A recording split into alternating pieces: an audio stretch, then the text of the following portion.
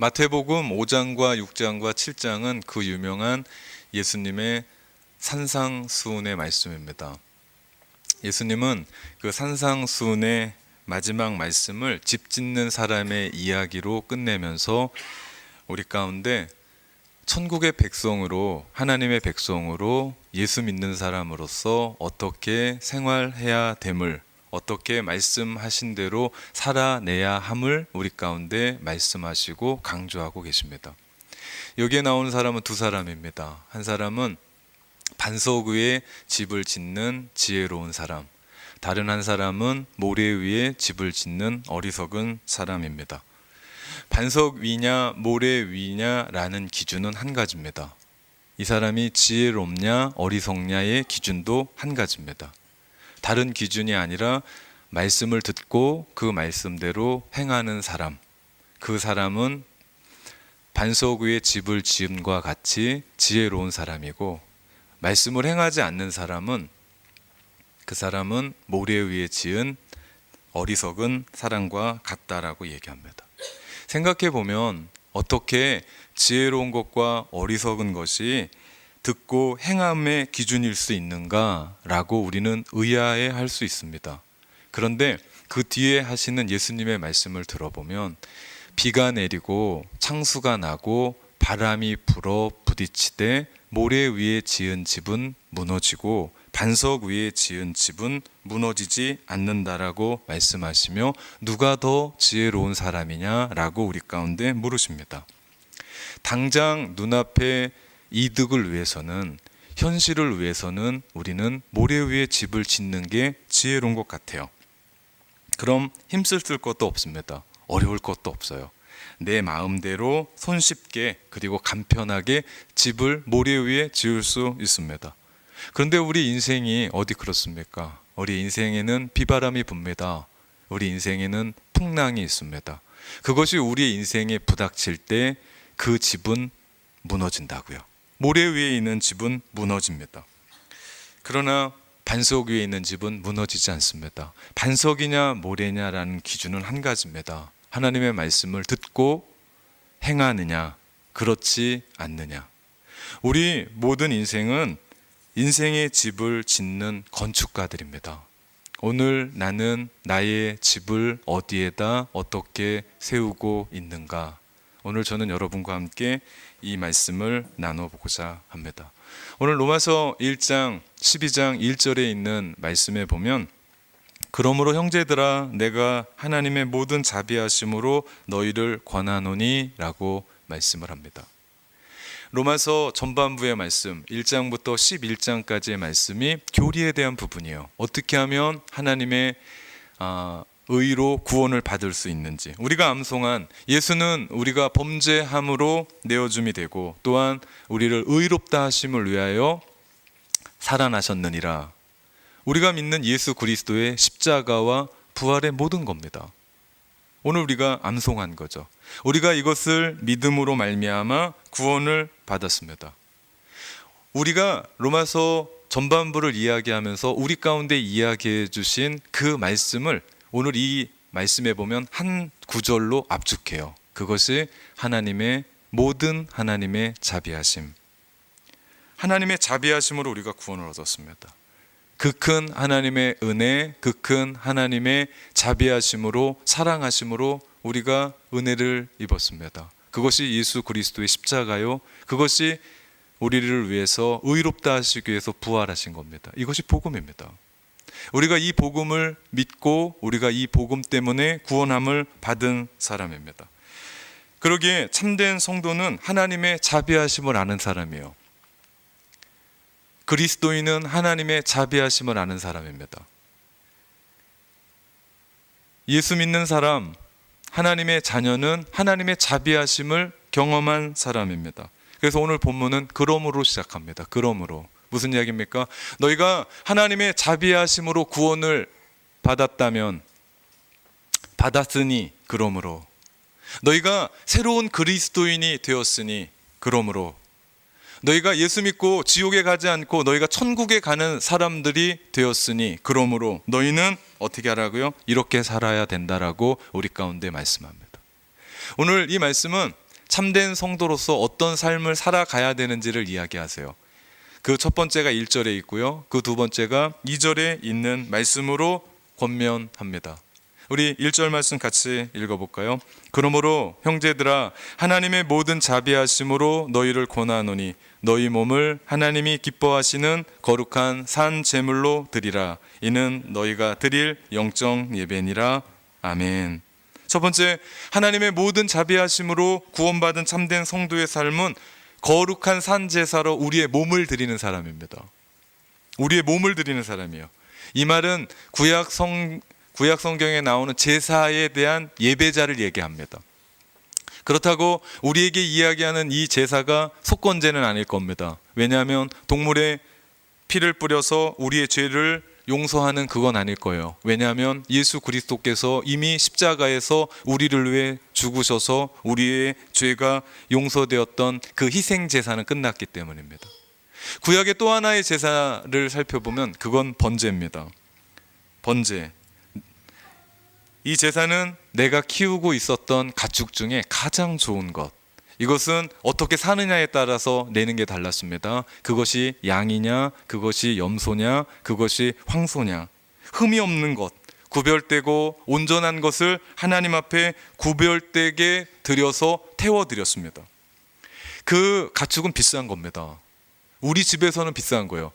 우리 석 집사님은 황소를 내면 나는 비둘기밖에 낼 수 없는 사람이라면 나한테 비둘기는 소중한 거고 우리 석 집사님의 황소는 소중한 거예요. 누구나 그 집에 소중한 것들을 하나님께 바치는 겁니다. 이 얘기는 뭐냐면 우리의 모든 것을 하나님의 뜻에 맡긴다라는 고백입니다.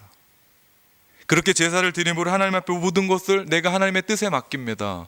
그러면서 왜 불에 태워 드리냐? 이것은 거룩하게 하나님께 바친다는 의미입니다. 여기에서 오늘 바울 사도가 우리 가운데 이야기하는 몸을 바친다, 산 제사로 드린다라고 하는 의미를 찾을 수가 있습니다.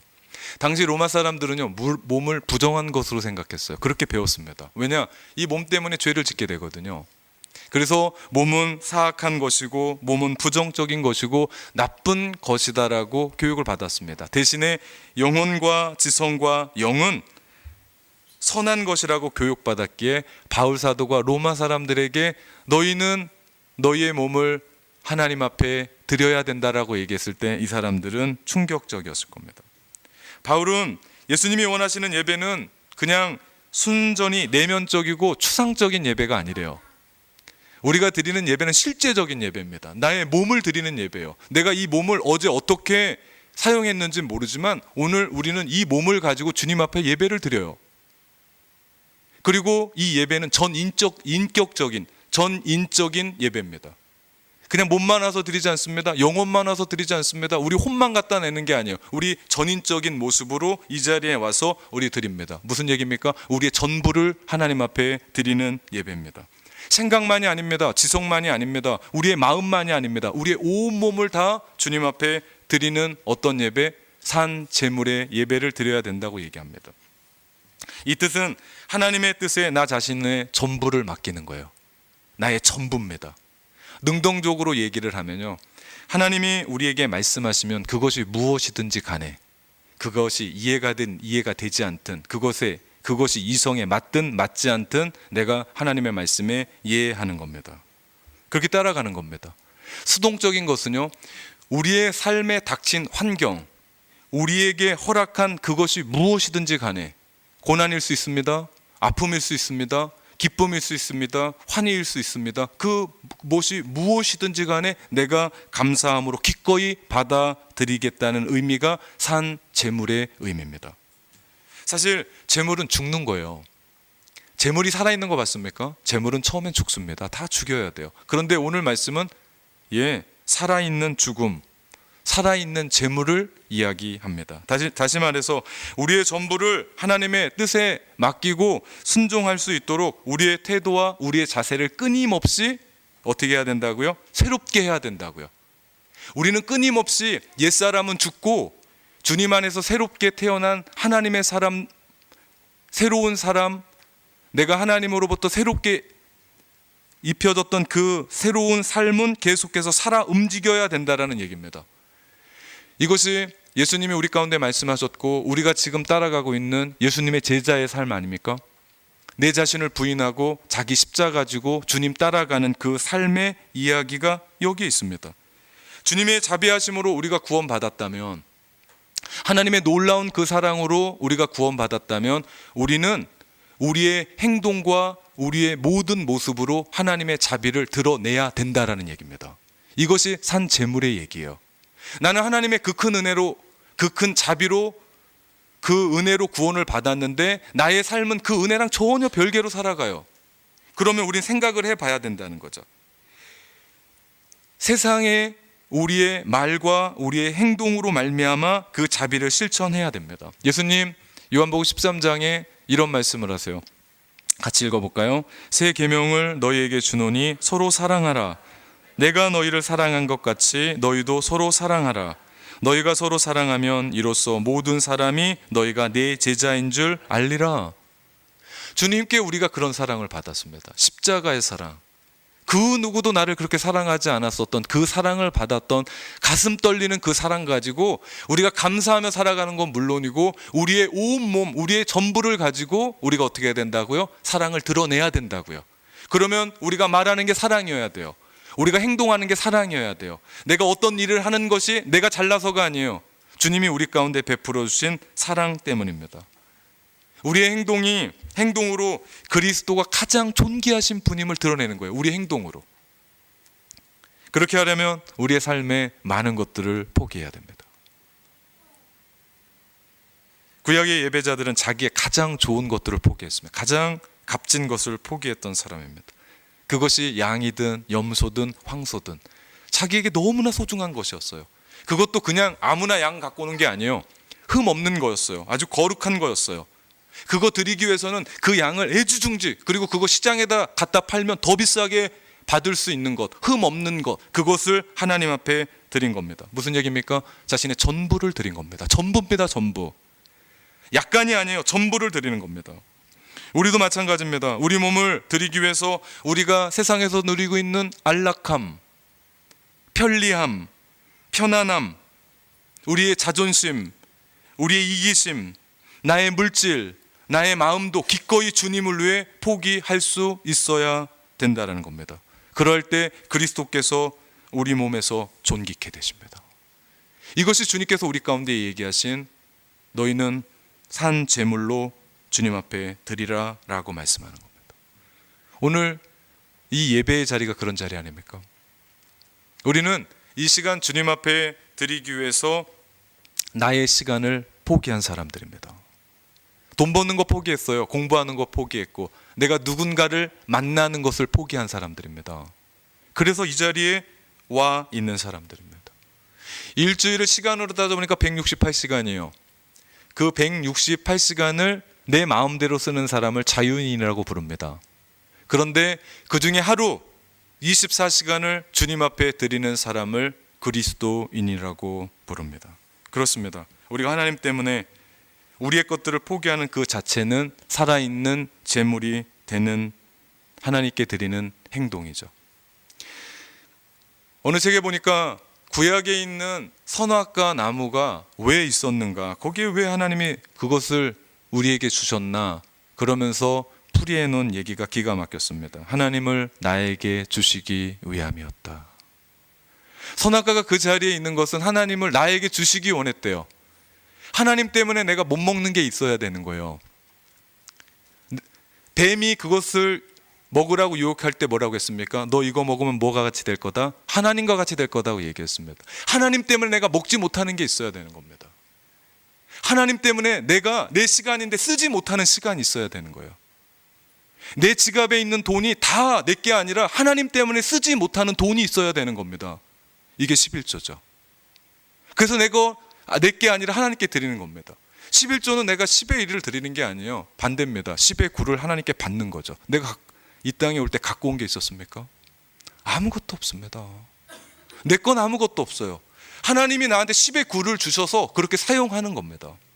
예, 내가 하나님 때문에 먹지 못하는 것, 하나님 때문에 내 시간을 포기하는 것, 내가 하나님 때문에 나의 것을 나의 것이라고 이야기하지 않는 그것 때문에 내가 하나님을 나에게 주십니다. 그분이 나의 하나님이 되시는 거죠. 우리가 이런 포기하는 삶을 살아갈 때 우리의 삶에 그리스도가 존귀케 되십니다. 주님이 우리 안에 살아 계심을 아는 겁니다. 그러할 때 하나님께서 우리 가운데 부어주시는 은혜는 너무나 놀라울 겁니다. 우리가 로마서 말씀을 배울 때 무슨 말씀을 배웠습니까? 하나님이 자기 아들을 아끼지 아니하시고 우리에게 주시니가 우리에게 뭘 더 주시지 않겠느냐. 그 아들까지도 주시지 않으니가, 아들까지도 우리 가운데 주시니가 우리 가운데 뭘 못 주시겠냐, 우리 가운데 말씀하시는 겁니다. 여러분, 우리 하나님 때문에 내가 먹지 않는 것이 있었으면 좋겠습니다. 못 먹는 것이 있었으면 좋겠어요. 하나님 때문에 내가 내 시간으로 쓰지 않는 시간이 있었으면 좋겠습니다. 하나님 때문에 내가 나의 것을 포기하는 물질이 있었으면 좋겠습니다. 그것이 우리로 하여금 진정으로 신앙생활하며 어떤 삶을 살아가게 하는지를 보여줍니다. 이것이 거룩한 산 제물입니다. 산 제물 앞에 뭐가 붙습니까? 거룩함이 붙습니다. 왜 거룩함인 줄 아십니까?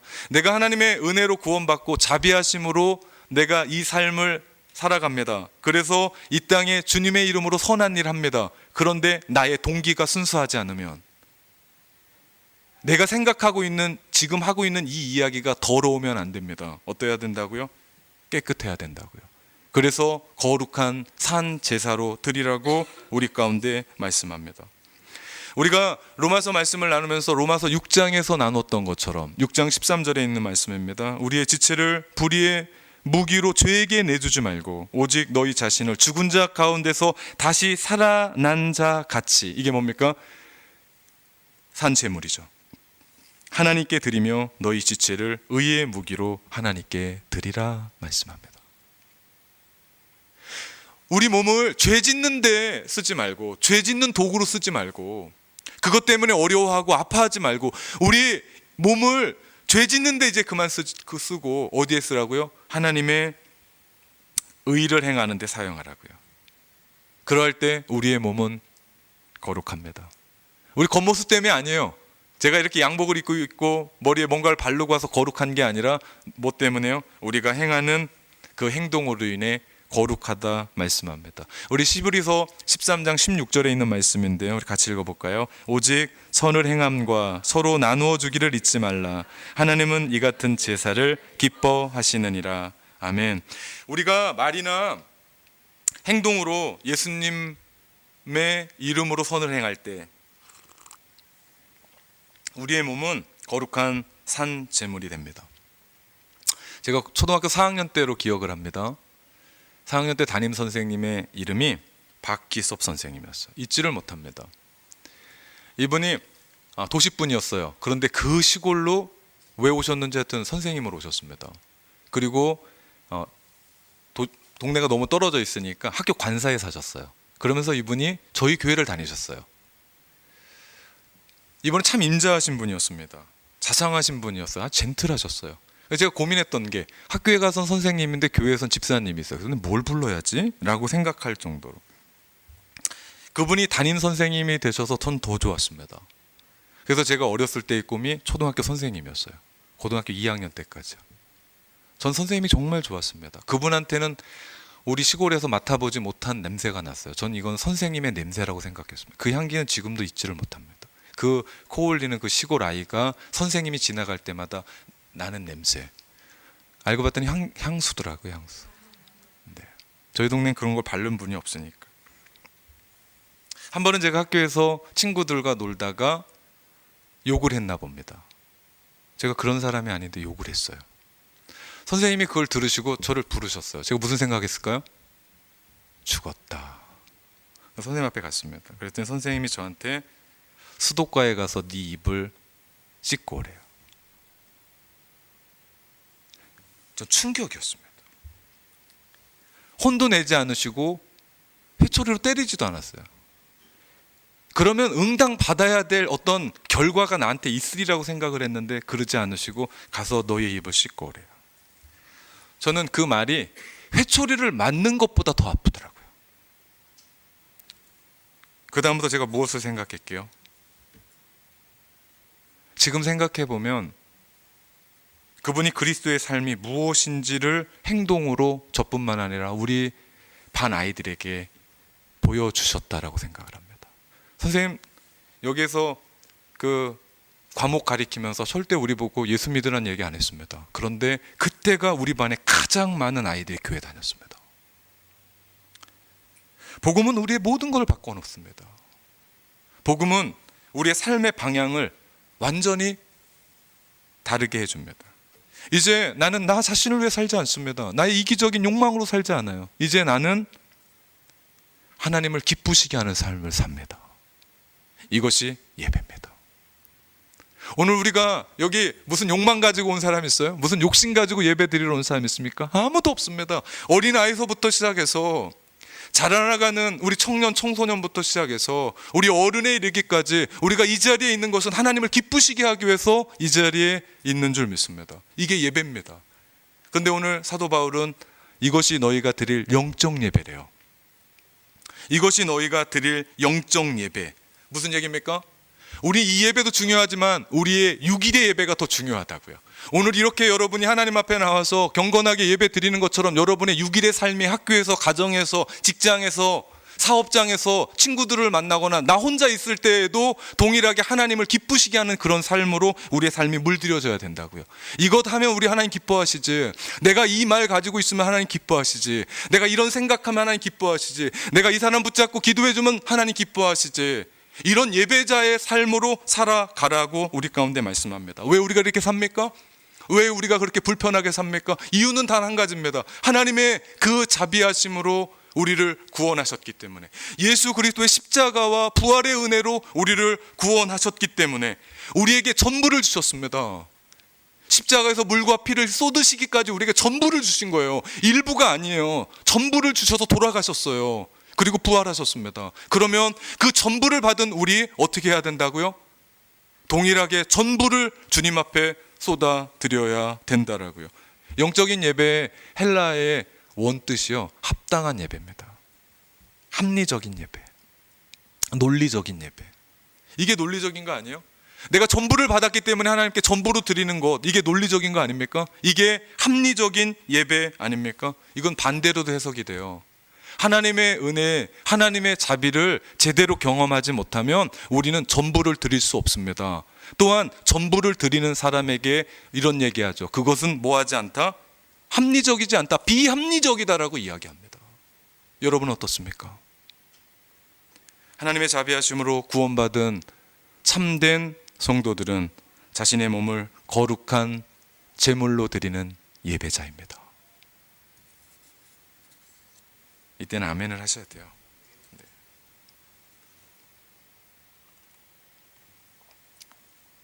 참된 성도는 또 어떻게 사는가? 두 번째입니다. 2절의 말씀입니다. 같이 읽어볼까요?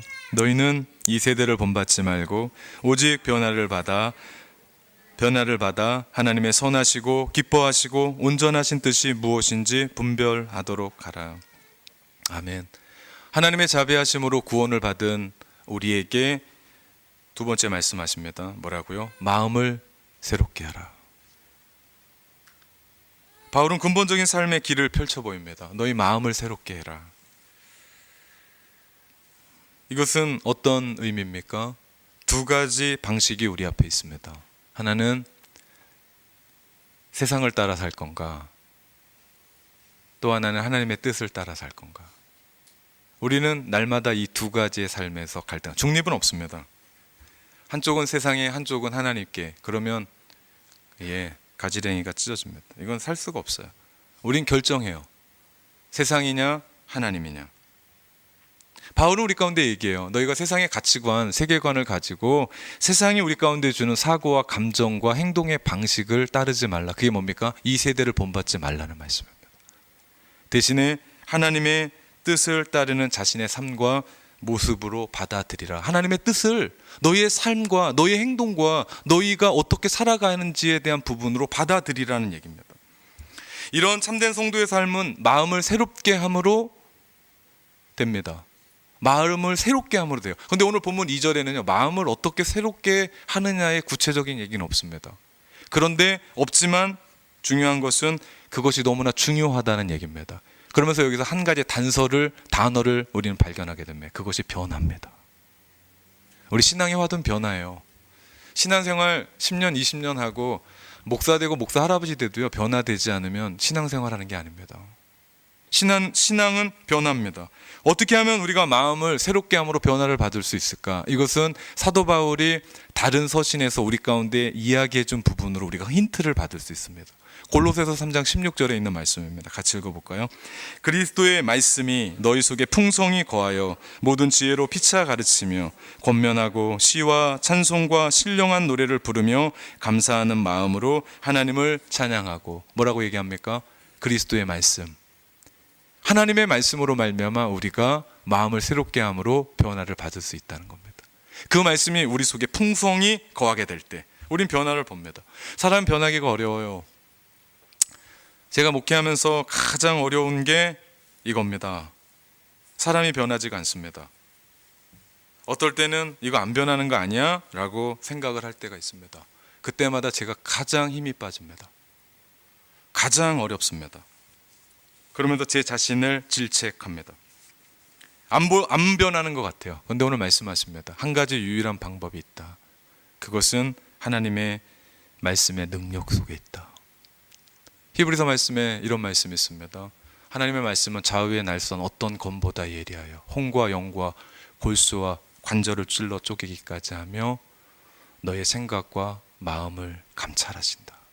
그 하나님의 말씀은 어디에 두라고요? 너의 마음 가운데 두라. 그러면 그 하나님의 말씀이 우리를 변화시킨다라고 얘기해요. 마음을 새롭게 한다라고 우리 가운데 말씀을 합니다. 그래서 하나님의 말씀 배우는 게 중요합니다. 하나님의 말씀 듣는 게 너무나 중요해요. 제가 제자훈련 시작하면서 제가 가슴 떨리게 느끼는 건, 오카는 목사님이 돌아가셨지만 30년 동안 그 교회 사람들 변화시키려고, 전 크자고 하는 게 아닙니다. 어떻게 하면 그들에게 그 말씀 전해줄 수 있을까? 어떻게 하면 그 사람의 속사람이 변할 수 있을까? 그러면서 노력하고 연구했었던 결과물로 제가 함께 우리 성도들과 나누는데 제가 가슴이 뜁니다. 설교할 때보다 가슴이 더 뛰어요. 이 말씀이 우리 가운데 있을 때 변화되지. 예, 우리가 제자 훈련합니다. 참된 훈련합니다. 참된 양육합니다. 우리가 말씀을 암송하죠. 예수는 우리가 범죄한 것 때문에 내어줌이 되고 또한 우리를 의롭다 하시기 위하여 살아나셨느니라. 이 말씀을 암송하고 살아가는 사람이 헛된 일을 하며 살아갈 수 있겠냐고요. 예수 그리스도의 십자가와 부활을 암송하고 있고 내 가슴 속에 있는 사람이 그날 일주일 하루를 이상하게 살아갈 수 있겠냐고요. 없다라는 거죠. 그러면 그 말씀 붙잡고 살아가는 사람들마다 마음을 새롭게 함으로 변화를 받는 일들이 일어나게 된다는 겁니다. 바울이 그 이상의 이야기도 해요. 에베소서 4장 23절에서 24절 말씀 같이 읽어보겠습니다. 오직 너희는 심령이 새롭게 되어 하나님을 따라 의와 진리의 거룩함으로 지으심을 받은 새 사람을 입으라. 아멘. 바울이 얘기합니다. 거룩한 상상력을 가져라. 우리 마음 가운데 니네가 지금 가지고 있었던 그 마음의 생각, 그거 버리고 지금까지 생각했던 옹졸한 생각 버리고 뭐 하라고요? 거룩한 상상력으로 하나님이 우리 가운데 어떤 일들을 행하실지를 생각하라는 겁니다. 우리의 마음은 너무나 중요합니다. 우리의 마음은 사람이 죽고 살고가 이 안에 있어요. 우리 마음 가운데 죽겠다 하면 죽어요. 우리 마음 가운데 살겠다면 삽니다. 할 수 있다면 해요. 근데 못하겠다고 내 마음부터 포기하면 끝납니다. 잠언 4장에 무릇 지킬 만한 것 중에 너희 마음을 지키라. 거기서 뭐 난다고요? 생명이 난다고요. 하나님 우리 가운데 말씀하는 겁니다. 너희 마음 가운데, 너희 생각 가운데 거룩한 상상력을 입혀라. 이건 내가 할 수 있는 일이 아닙니다. 누가 하십니까? 내 안에 계신 성령님이. 요엘 선지자가 예언합니다. 마지막 날에 내가 내 영으로 너에게 부어주리니 자녀들은 예언할 것이요 청년들은 환상을 보고 아비들은 꿈을 꾸리라. 우리 어린 아이들이, 우리 청년들이, 그리고 우리 아비들이 꿈을 꾸는 세상, 그 비전으로 하나님 앞에 나아가는 사람들, 그 거룩한 상상력으로 하나님이 우리를 어떻게 사실까, 어떻게 우리를 쓰실까, 어떻게 우리를 주의 의의 도구로 만지실까, 거룩한 상상력으로 내가 그걸 가지고 살아가게 될 때 우리 마음을 바꾸는 마음의 영향력은 전혀 다른 영향력으로 바꾸어지게 됩니다. 이 거룩한 상상력이 결국 우리를 주님을 기쁘시게 하며 우리의 마음을 새롭게 함으로 변화를 받아 참된 성도로서의 삶을 살아가는 삶을 살게 됩니다. 이제는 우리가 결단할 시간입니다. 우리가 어떻게 살 것인가? 이것은 우리의 선택입니다. 내가 선택한 그 결과는 내가 먹고 더 나아가 영원합니다. 우리 모두는 인생의 건축가들입니다. 내가 반석 위에 집을 지을지 모래 위에 집을 지을지, 내가 지혜로운 건축가가 될지 어리석은 건축가가 될 것인지, 이것은 우리가 하나님의 말씀을 듣고 살아내느냐 그러지 않느냐에 달려 있습니다. 사랑하는 성도 여러분, 이제 어떻게 하시겠습니까?